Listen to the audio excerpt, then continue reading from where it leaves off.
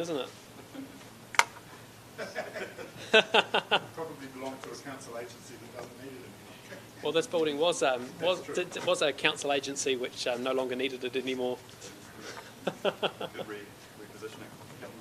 Great, everyone all ready? Fantastic. Well, hello and thank you so much for joining me here this morning. To get here on time, you're likely to will have had to plan ahead and worry about congestion on the roads. Congestion is a tax on your time and on productivity. It means that we're away from home for longer, sitting in gridlock, and it results in fewer jobs being done, fewer deliveries and delays to services across the city. Take, for example, someone booking a concrete delivery truck in Auckland. You can order a truck for 9 a.m, but due to congestion, it could be anywhere from on time to 3 hours late. This leads to lost productivity on construction sites as workers are waiting around for a truck to turn up. More reliable journey times would not only help the concrete truck driver get more trips in each day, but would also help the construction workers get home, get more work done and keep to schedule.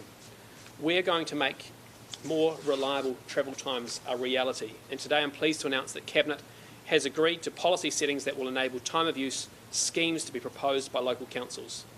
Enabling a time of use scheme is a priority for this government and a commitment under the National Act Coalition Agreement. This will mean faster, more reliable journeys for rush hour drivers and lower costs for businesses, freight delivery companies and their customers. Time of use is about improving network efficiency to increase productivity. It is not about raising revenue, and it is not about forcing Kiwis out of their cars.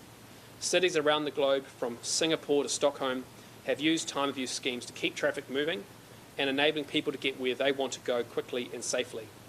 We're currently working on the draft bill which will be introduced to Parliament later this year. The public will have an opportunity to submit on this bill during a full select committee process. Public acceptability will be one of the biggest challenges in this policy area. We want to take the time to get this right so that we can make this fundamental, significant difference for New Zealand. And with that, happy to take questions. Well, ultimately, none of that's been determined. Ultimately, this bill is about enabling the policy decisions, legislation to be made. Schemes will have to be proposed.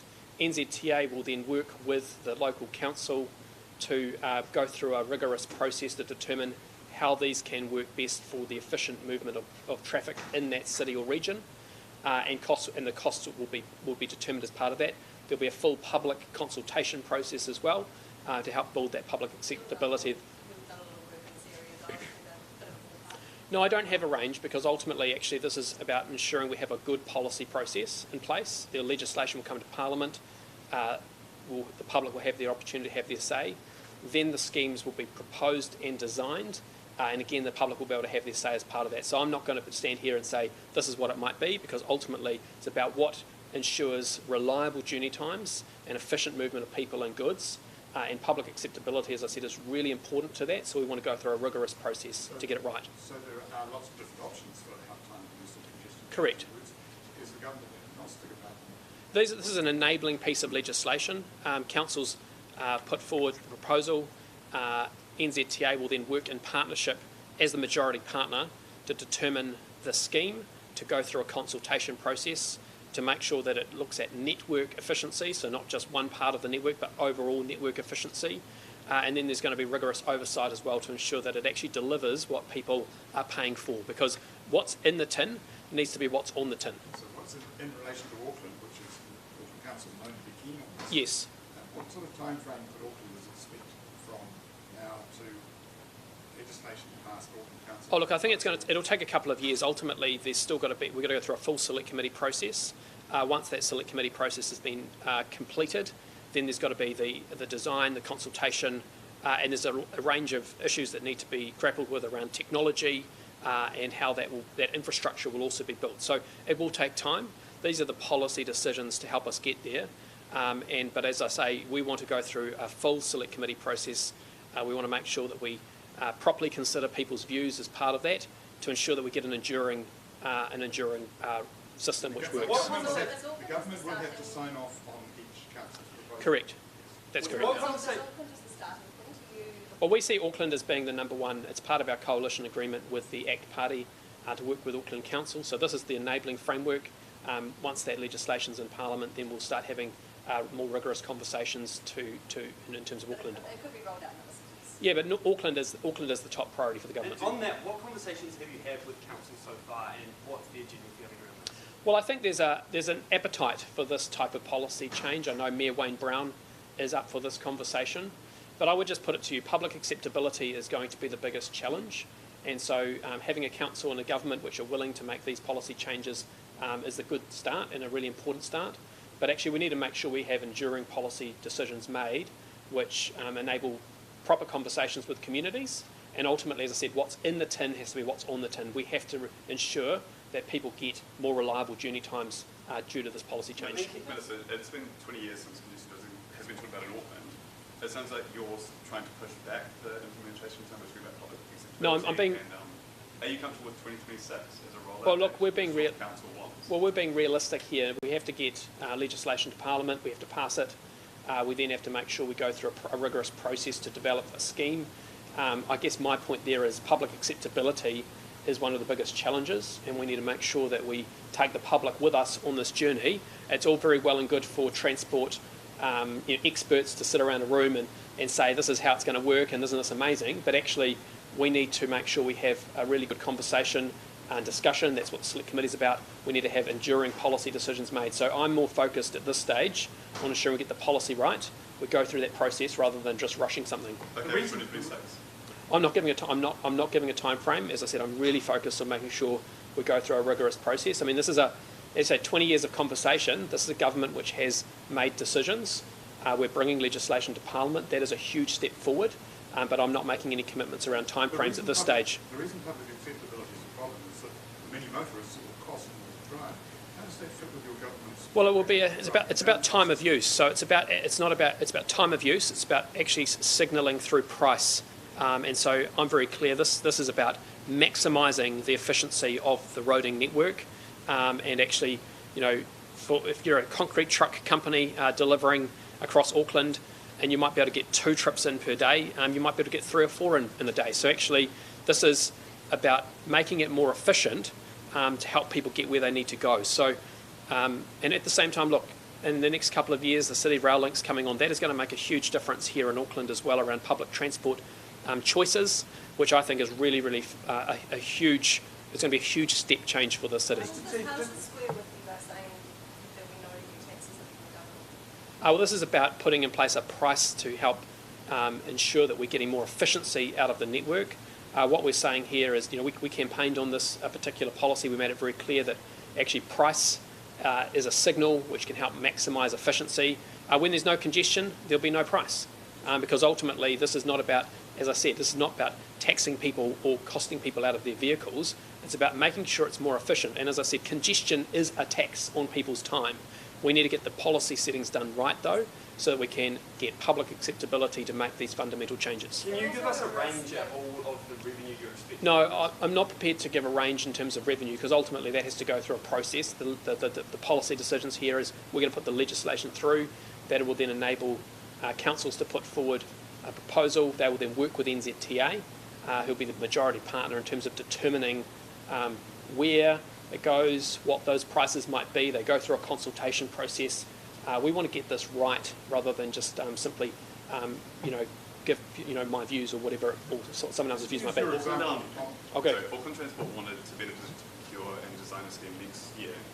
Well, Have you instructed the NZTA or the Ministry of Transport to kind of withdraw its engagement with AT to slow the process down? No. One of the policy decisions, though, we have made here is around actually saying that NZTA, we want to have one system rather than councils across the country going and, procuring their own tech or procuring their IT, which could actually be quite costly. New Zealand's really good at having 15 different IT systems and 28 different technology solutions. Actually, the policy decision here is that NZTA should be the leader on that, so we have one system, one IT solution, rather than actually every council going and doing something slightly different and costing taxpayers and ratepayers actually more money. So this is about a balanced approach to that question.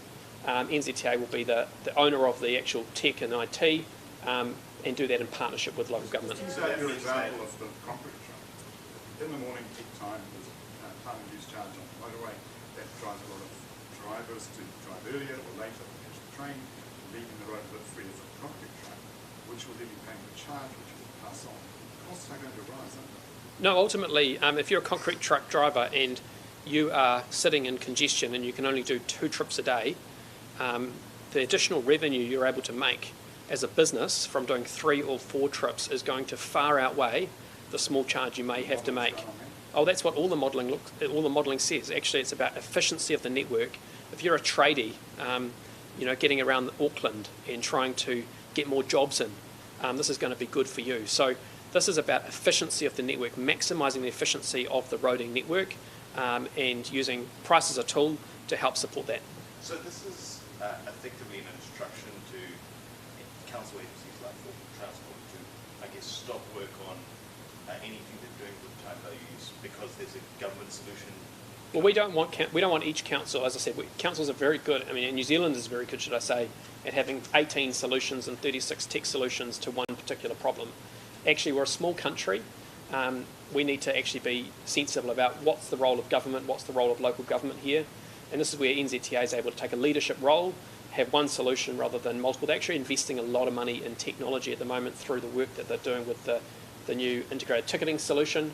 A lot of that tech can actually be used and utilised for this as well. So we're actually wanting to maximise the investment that's already been made in technology centrally, and then make that available in a sensible way rather than duplicating or triplicating or, multi-triplicating, which is what we're very good at. So when I asked before if the government was agnostic on what kind of system would be in place, you're actually telling us now that there will be one system. Well, there'll be a technology solution which then enables schemes to be able, and that's around billing, it's around measuring, it's around making sure you've got a tech solution which that's what I mean by the back office, making sure that you have a single back office rather than multiple back offices. But the different schemes will have to be worked through in partnership between central and local government as to what it might mean in Auckland versus some other part of New Zealand. So we're not.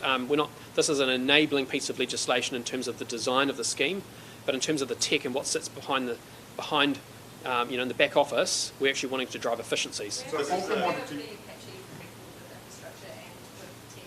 Correct. Is there a risk that the deadline will be blown up further? Well, as I said, this is about enduring policy decisions, and then making sure we don't have 15 different tech platforms being designed which all have blowouts. We want to have one system which operates in the back office, which supports schemes and trying to drive efficiencies. That's a really important principle. Look, there's always a risk in terms of timelines. We see that with infrastructure all the time. We're very focused on reducing cost, making sure we get value for money. Greater standardisation is going to be critically important in tech as well as in construction. And those are really important principles that we've put into this policy today. Well, I think one of the ones we've highlighted, and there's a fact sheet which will be coming out, is in terms of Singapore. I think that's a system which has driven some of the policy choices behind this. We've looked quite closely at it. There's been significant investment in efficiency. Look, but Singapore's very different in a whole range of other ways. So we're not saying that we're going to do everything Singapore does, but in terms of the design of this system, there are some things that we have looked to, but there are other examples overseas where this has not gone well, where there hasn't been public acceptability. And so getting public acceptability is going to be one of the biggest challenges, and we want to make it very clear that we're going to go through a rigorous process in order to do that. Will the government work harder to give the public more other options like public transport, ensure motorists have options to actually stay on the road? Yeah, well, look, we have to invest, and I think it's a really important point. This is not a solution to all of our transport challenges. This is part of the solution. We have to continue to invest in major public transport. We have to continue to invest in major roading projects too, to increase capacity of our networks as well. And so that's why we're really proud of the investment we made in City Rail Link. There's the Northwestern Rapid Transit, which we're putting more effort behind. We need to build more roads, Mill Road, the northwest extension of the motorway past Kumeu. Look, there is a real impetus to continue with construction of major infrastructure. This is about maximising efficiency of what we've already got. Minister, do you accept that if you implement a time of use charge, that one of the key drivers of this is that you don't invest in new roading infrastructure, you make it more efficient to the existing network? I think it makes it more efficient, but it doesn't negate the need to continue to invest. And so we have a growing population here in Auckland, and so with a growing population, if you look at other cities around the world, they're looking at how they maximise efficiency of their networks, plus they're building more public transport, plus they're building more roading networks. You just have to go to Sydney to see how that's being rolled out right now.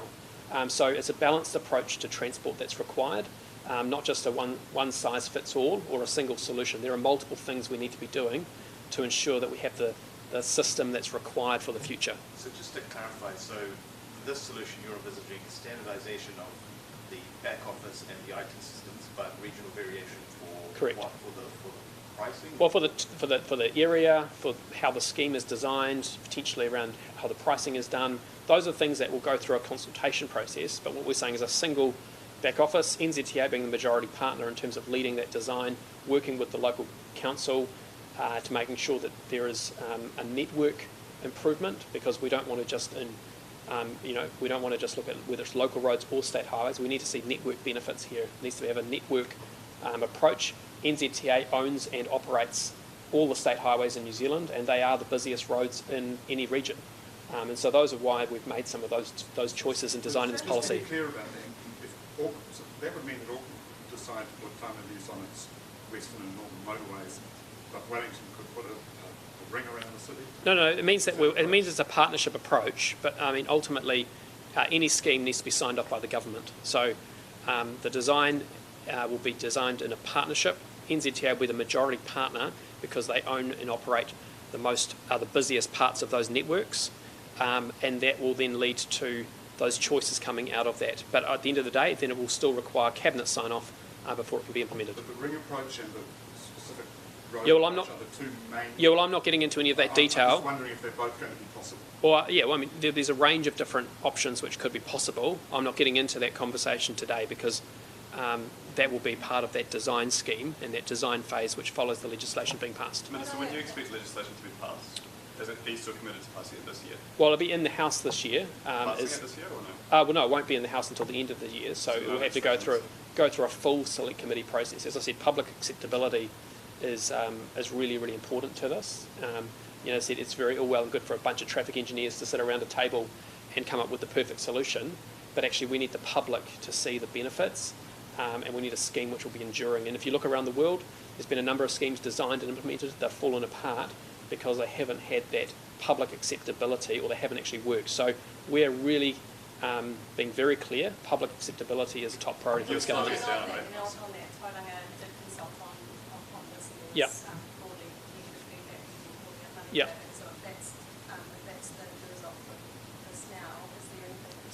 Look, I think they went ahead well before any legislative or policy decisions have been made by the government, and this is, by a bunch of, by the commissioners rather than by the council, which is now elected. This will allow for conversations to happen in a more mature way to help us get to those outcomes. But we're being, realistic about the timeframes, realistic about the complexity. We want to make sure we have an enduring system. So there's nothing that will stop you, no matter the public backlash, people coming in again, largely negative and saying this is money grabbing, or do you... Well, look, we're very focused on making sure this works, and so that's why we're taking the process that we've outlined today. During Just a question on... Sorry, we haven't had a question here yet. Thank you. During previous conversations with Auckland Council, there were some concerns raised about people on lower incomes being affected more by this because they don't have the opportunity to work from home or to negotiate hours.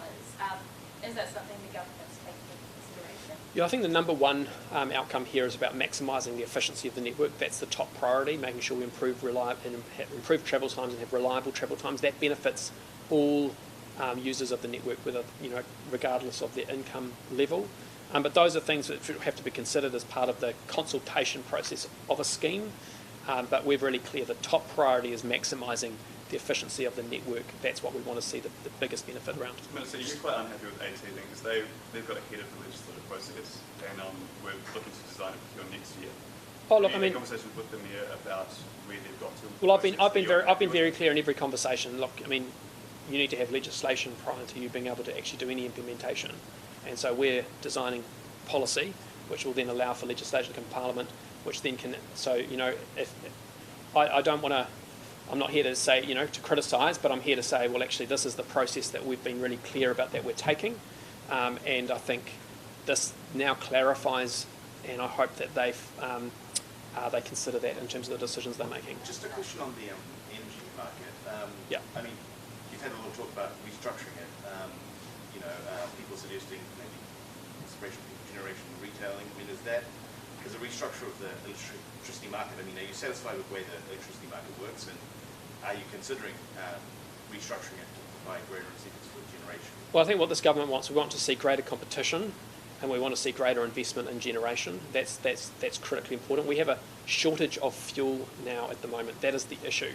And so, yes, the market conditions is one thing, but actually what we are suffering from as a country right now is a dry hydrological year, low wind, and a shortage of gas. And that is the situation we're facing. So we need more fuel into that market to be able to. There's 450 megawatts of gas peaker plant sitting idle because we don't have enough gas.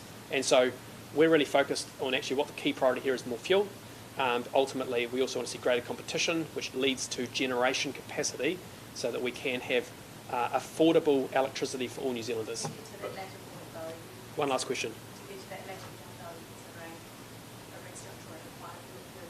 Oh, look, I mean, we've been very clear. The EA and the ComCom need to be doing their jobs. They have the tools to make sure there is competition. That is their role and responsibility, and we want to make sure that they are driving competition into the sector. Right. Question from the very, very, very last question. Thank you. Mayor Wayne Brown has told us that he's asked you if the policy functions of transport converted to the main option council. You said this morning you don't think the solution is to move that authority from one part of council to another. What were you suggesting? No. We have a policy process underway. We're very open around some of these questions. There needs, as I said in that speech this morning, we need a greater degree of democratic accountability over decisions being made in Auckland. But I also noted the central government has a key interest in that due to the amount of investment that we drive. So we've got advice coming to us in the coming weeks. Obviously, there'll be further conversations with the mayor. But ultimately, it's about how do we actually maximise democratic accountability and making sure that central and local government, the views that and central government funds the vast majority, actually has its say as well. Thank you very much. Thanks everyone. Thanks for coming. Really appreciate it.